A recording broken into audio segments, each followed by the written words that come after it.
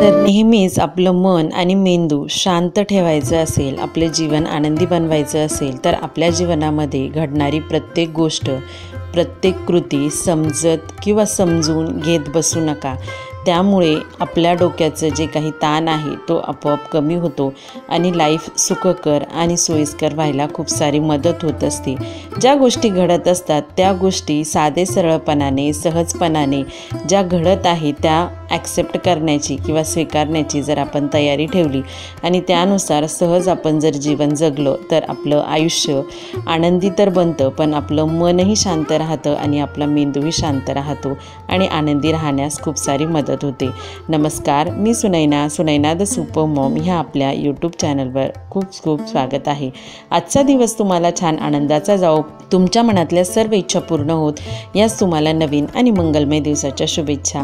तर बरेच दिवस झाले मी आपला जो संध्याकाळचं रुटीन आहे ते शेअर केलेलं नव्हतं.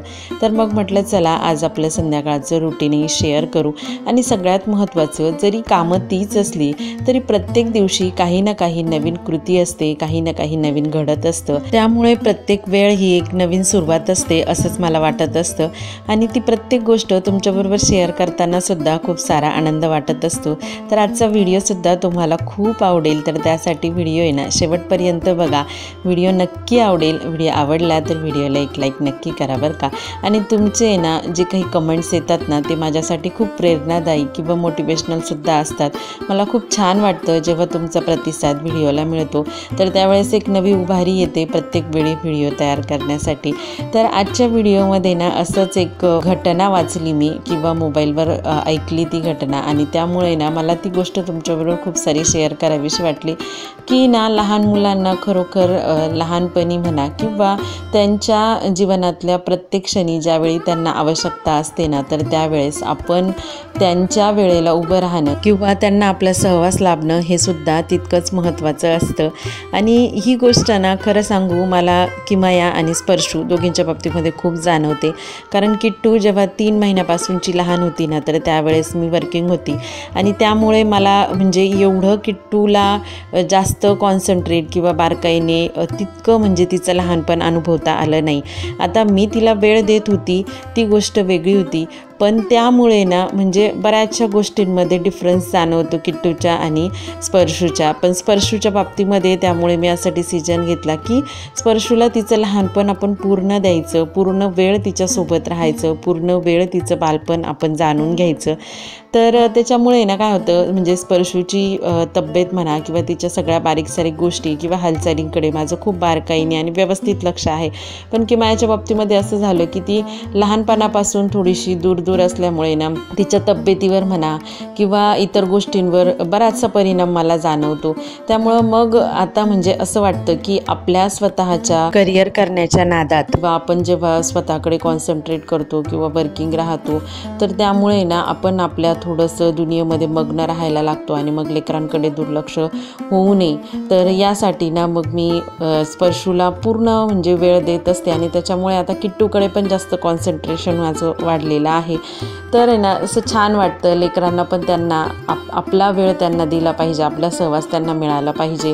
त्यांच्या जडणघडणीमध्ये किंवा जसे ते लहानचे मोठे होत आहे तर त्यांना बऱ्याचशा गोष्टी आपल्याला शिकवाव्या लागतात, बरेचसे संस्कार आपल्याला त्यांच्यावर घडवावे लागतात. तर त्या गोष्टी करायला सुद्धा खूप सारी मदत होत असते. आणि ना जेव्हा संध्याकाळी येते ना किमया स्कूलमधून, तर त्यावेळेस स्पेशली जेव्हा किट्टूची बस येते ना, तर त्यावेळेस स्पर्शूचं म्हणजे इतका कान असतो त्या बसकडे की तिकडून बसचा हॉर्न जरी वाजला ना तर पटकन स्पर्शू अशी उठून जाते आणि पटकन बोलते दीदी आली दीदी आली. तर तो आनंदसुद्धा अनुभवणं म्हणजे माझ्यासाठी खूप मोठी गोष्ट आहे. मग आल्यानंतर छान मस्तपैकी दोघींच्या गप्पा छप्पा असतात, मस्ती असते, मजाक असते, खेळ असतो आणि छान एकमेकींना समजवून घेतात ना, तर तेव्हा खूप छान वाटतं. म्हणजे मनातून अशी एक छान उभारी आल्यासारखं होतं मला. आणि मग आहे ना दोघींमध्ये ना बराचसा वेळ म्हणजे जवळपास अर्धा पाऊण तास मी घालवते आणि त्याच्यानंतर मग मी मस्तपैकी स्वयंपाकाला लागते. मग स्वयंपाकाला लागल्यानंतर मग असं जाणं येणं असतं, त्यांचं बोलणं असतं, एकमेकींशी खेळणं असतं, काही माझ्याशी बोलणं असतं, दिवसभर किमयाचं काय स्कूलमध्ये झालं ते मी तिला विचारत असते. आणि मग त्याच्यामुळे ना तिच्याशीही चांगला संवाद म्हणजे साधला जातो. बऱ्याच वेळा असं होतं कधी कधी आपण जर कुठून थकून आलो किंवा दमून आलो तर आपल्याला बोलण्याचा कंटाळा येतो आणि लेकरं आहे ना फुल मूडमध्ये असतात, फुल उत्साहामध्ये असतात बोलण्याच्या, आपल्याशी शेअर करण्याचा. आणि मग त्यावेळेस जर आपण त्यांना जर तो वेळ दिला नाही किंवा त्यांच्याशी जर बोललं नाही, गप्पा मारल्या नाही तर मग ते आहे ना असे एकल कोंडे म्हणतो ना आपण, असं होतात ते. किंवा मग ते बोलण्याच्या मनस्थितीत असतात आणि आपण त्यांना जर म्हटलं ना थांब दीदी आता मी थकली आहे म्हणून असं, तर मग त्यांना असं होतं की मी ही गोष्ट कोणाजवळ सांगू म्हणून. असं बऱ्याचदा आहे ना जेव्हा की माझ्या बाबा ऑफिसमधून येतात ना तेव्हा तिला बोलतात की दीदी थांब आता मी थकलो आहे. तर मग मी त्यांना सांगते की 5 मिनटं दीदी शॉर्टकटमध्ये बाबांना सांग, म्हणजे मग त्यांनाही कळेल आणि त्यांनाही थोडंसं शांत वाटेल. पण बऱ्याच वेळा असं होतं की मग ते जरा वेळ शांत होतात आणि मग नंतर मग मिक्स होतात. मग विचारल्यानंतर जेव्हा की मायाची गाडी सुरू होते, आम्ही हे केलं आम्ही ते केलं, मग त्यांच्यामध्ये बरोबर रमून जातं आणि लेकरांमध्ये ना आपण बरोबर रमून पण जातो आणि खूप छान वाटतं. ॲक्च्युली लेकरांशी बोललं किंवा लेकरांशी आपण जर संवाद साधला ना तर आपल्या मनावरचा ताण जो असतो, आपला जो स्ट्रेस असतो ना तो बराचसा आहे ना कमी व्हायला खूप सारी मदत होत असते.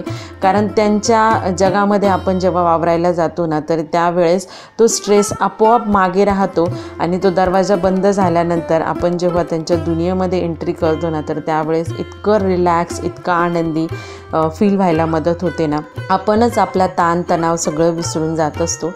तर त्यानंतर मग मस्तपैकी किमयाशी आणि स्पर्शूशी गप्पा मारल्या, त्यांच्याशी थोडासा वेळ झाला. कारण की माझं फ्रेश झाल्यानंतर ना स्पर्शूची आणि किमूची जाई असते, मग त्यांचं थोडंसं नाश्ता पाणी वगैरे काहीतरी त्यांना लागतं. मग त्याच्यामध्ये स्नॅक्स, पॉपकॉर्न म्हणा किंवा काहीतरी भेळ म्हणा किंवा मी पोह्यांचा चिवडा बनवून ठेवत असते. तर अशा छोट्या मोठ्या गोष्टी ना त्यांना 5-6 वाजता लागतात. किंवा मग आम्ही थोडासा चहा घेतला तर मग त्यांना दूध बिस्किट वगैरे असं काहीतरी देत असते. मग दोघींचं आणि किमयाचं कसं असतं, स्पर्शू आणि किट्टू दोघीजणी एकत्र बसतात, मग त्याच्यामुळे ती पण खाते आणि स्पर्शूला पण भरवत असते. त्याच्यामुळे स्पर्शूला एकटीला खाऊसं वाटत नाही. जोपर्यंत किट्टू स्कूलमधून येत नाही तोपर्यंत स्पर्शू तिचं काही असं एकटं घेऊन खात नाही. जेव्हा ती येते मग तेव्हा दोघींची मस्तपैकी मेजबानी असते, दीदी हे खायचं. मग एका प्लेटमध्ये छान मस्तपैकी शेव घेतील आणि दोघी पण बहिणी खातात. तर ते बघून ना मला पण खूप छान वाटतं. म्हणजे माझी लहानपणाची आठवण आमच्या बहिणींची सुद्धा मला खूप येत असते. आम्ही बहिणी पण अशाच होतो, काही पण आणलं माझ्या आईने तर त्याचे मस्तपैकी भावंडांचे वाटे करायचे आणि मग ते सगळ्यांमध्ये वाटून खायचे आणि छान मस्तपैकी एका ठिकाणी बसूनच खाणार. असं म्हणजे आमचे आईवडिलांचे संस्कारच होते की काही गोष्ट आणली की छान मस्तपैकी एकत्र एकोप्याने सगळ्यांनी बसायचं आणि मग त्याचा एन्जॉय घ्यायचा. तर मग ह्या दोघी बहिणी पण तशा वागतात ना तर ते बघून मला खूप छान वाटतं, माझी लहानपणाचीच आठवण जागी होते. तर मग स्वयंपाकाला लागलेली होती. तर आज स्वयंपाकामध्ये छान वांग, बटाटा आणि बोंबीलची भाजी बनवणार होती की जी माझी खूप फेवरेट आहे, मला खूप आवडते. मग ते काळ्या मसाल्याचं असो किंवा लाल तरीचं वांग, बटाटा, बोंबील असो, आणि माझ्याप्रमाणे बऱ्याच ताईंना ही भाजी आवडत असेल. तर मग मस्तपैकी एका बाजूला आहे ना चपात्या करायचं काम चाललेलं होतं आणि एका बाजूला आहे ना फोडणी पण द्यायचं काम चाललेलं होतं माझं. आणि दुसऱ्या बाजूला मस्तपैकी ना किमया आणि स्पर्शू खेळत होती त्यांच्या बाबांबरोबर. काही माझ्याकडे किचनमध्ये पण त्यांची ये जा किंवा येरझाऱ्या चालू असतात. आणि संध्याकाळच्या वेळी ना थोडंसं जास्त फ्रेश वाटतं कारण की पूर्ण कुटुंब एकत्र असतं आणि सगळ्यांच्या मग ते नाही का आपली विचारांची देवाणघेवाण पण होत असते आणि हे पण असतात. मग त्याच्यामुळे काही गप्पा आमच्या चालू असतात, काही मजाक मस्ती चालू असते. त्याच्यामध्ये स्पर्शू, किट्टू असते आणि किट्टू आहे ना थोडीशी अशी म्हणू शकतो आपण आहे ना अशी मजाकी तिचा स्वभाव आहे. त्याच्यामुळे काही पण गोष्टीचा विनोद करणार आणि आम्ही चौघांना पण हसायला लावणार. आता आम्ही दोघं हसायला लागलो म्हणजे मग स्पर्शू तिच्या याने मस्तपैकी ती हसतच राहते आमच्याकडे बघून. आणि मग छान मस्तपैकी अशी संध्याकाळची रात्र कधी होते ना तर आम्हाला अजिबात समजत नाही. मग त्याच्यानंतर मस्तपैकी वांग बटाटा बोंबीलची भाजी बनवली आणि जेवायला बसायला लावलं मी त्यांना. आणि रात्रीच्या वेळी कसं एकीकडे लगेच गरम गरम चपात्या झाल्या की लगेचच एका बाजूला भाजी होत असते आणि लगेच भाजी भात चपाती वाढून घेतली की स्पर्श आणि मी एकत्र बसते, किट्टूला वेगळं देत असते. आणि लहान मुलांच्या बाबतीमध्ये आता म्हणजे किट्टूच्या बाबतीमध्ये असं होतं की लहानपणी ना किट्टू अजिबातच जेवण करायची नाही, म्हणजे तिला जेव खाऊ घालायला मला 2-2 अडीच तास लागायचे. अक्षरशः काही व्हिडिओमध्ये सुद्धा मी सांगितलेलं आहे. पण स्पर्शूच्या जन्मापासून ना मला तिच्यामध्ये बराचसा बदल जाणवलेला आहे. आणि आता मी काय करत असते, तिचं वेगळं आणि सेपरेट असं ताट तिला वाढून देते, तिच्या बाबांचं वेगळं आणि माझं, आणि एकत्र जेवायला बसतो. त्याच्यामुळे मग एकमेकांकडे बघून ना व्यवस्थित असं जेवण पण जातं आणि गप्पा मारत कुठे जेवण संपतं तर मग आम्हाला पण समजत नाही. मग उरला प्रश्न स्पर्शूचा, तर स्पर्शूला बुबूच्या नादाने साधूबाबाच्या नादाने असं करत ना मी तिला खाऊ घालत असते. आणि मग आमचं आणि मला आहे ना किमयाची पण बरीचशी मदत होत असते ह्या गोष्टींमध्ये. मग जेवण वगैरे झालं तर तुम्हाला आता मागेच सांगितलं होतं की स्पर्शूला मी दवाखान्यात नेलेलं होतं कारण तिला सर्दी खोकला जास्त जाणवत होता. आणि त्यावेळेस ना तिथे दवाखान्यात नेलं तोपर्यंत जास्त नव्हतं, पण घरी आल्यानंतर तिला खूप सर्दी आणि खोकला जाणवायला लागला. मग तिला औषधं वगैरे दिले आणि तिला आहे ना मी वाफ पण देते, कारण म्हटलं 2-3 दिवस जर तिला वाफ दिली तर मग तिचा जो कफ जो आहे तो बाहेर निघण्यास मदत होईल. आणि मी पण आहे ना सध्या विक्स टाकून गरम पाण्याची वाफ घेते, त्याच्यामुळे आपलं नाक जर असं आपल्याला चोंदल्यासारखं वाटत असेल किंवा जास्त असं आतल्या आत सर्दी वाटत असेल ना तर ती मोकळी व्हायला पण मदत होते. त्याच्यामुळे थोडंसं पाणी टाकून विक्स टाकून मी छान मस्तपैकी ना वाफ घेते. आणि वाफ घेता घेताच स्पर्शूचे लगेचच डोळे लागून जातात, मग लवकर झोपल्या पण जाते ती. आणि लेकरं लवकर झोपले ना तर आपली कामं पण पटकन आटोपतात आणि आपल्याला पण लवकर झोपायला मिळतं. आणि लवकर झोपलं म्हणजे मग सकाळी लवकर जाग पण येते, नाहीतर मग उशीर होत गेला की मग सकाळी पण उठायला आहे ना थोडीशी रेंगाळतच माणूस किंवा आपल्याला कंटाळा येत चालतो. त्याच्यामुळे मी पहिल्यांदा लेकरांना झोपवून देते, त्यांची गोळ्या औषधं वगैरे काय असेल ते देऊन ते झोपले की मग नंतर आपली कामं पटकन आटोपून मग आपल्यालाही लवकर झोपायला होतं आणि लवकर उठायला पण, म्हणजे सकाळी लवकर आपल्याला जाग पण येत असते. तर मग तिला आहे ना औषधं वगैरे दिले आणि नाकामध्ये ना ती ड्रॉप असतो ना तर तो पण टाकून दिला, नेझोवियन ड्रॉप. त्याच्यामुळे ना नाक थोडंसं तिचं म्हटलं मोकळं होऊन जाईल. आणि त्यानंतर तिला वाफ दिली, झोपवून दिलं आणि मग माझे भांडे वगैरे आटोपून घेतली मी, कारण किचन ना थोडासाच होता, आज जास्त काही भांडे वगैरे नव्हते. किचन आटोपून घेतला की मग सगळ्यात महत्त्वाची गोष्ट असते की लेकरांनी जेवताना ना काही पण त्यांचे अन्नाचे कण म्हणा किंवा काही सांडलेलं असतंच, ते जर थोडंसं असेल तर मग मी कपड्याने ना ते ओला कपडा टाकून आणि मग ते व्यवस्थित करून घेते साफसूफ. पण मग जर नसेल तर मग संध्याकाळच्या वेळी थोडंसं किचन आणि हॉलमध्ये झाडू मारावाच लागतो, नाहीतर मग ते अन्नाचे कण तसेच राहिले की मग त्याच्यामुळे ना झुरळांचं प्रमाण वाढत चालतं आणि ते मला अजिबात असह्य होतं. त्याच्यामुळे संध्याकाळच्या वेळी माझं किचन वगैरे आटोपून झाला की मी पहिल्यांदा झाडू मारून घेते, म्हणजे मग सगळे अन्नाचे कण निघून गेले की मग झुरळ वगैरे होत नाही आणि घरही स्वच्छ नीटनेटकं आणि टापटीप राहायला मदत होते.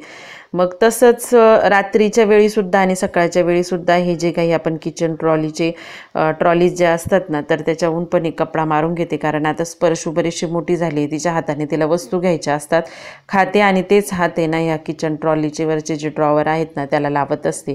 त्याच्यामुळे ते थोडेसे तेलकट वगैरे पण दिसतात. मग सकाळ संध्याकाळ आपण एक जर हात मारला ना तर मग ते पण क्लीन राहतात, त्याच्यावर पण चिवट असे डाग दिसत नाही.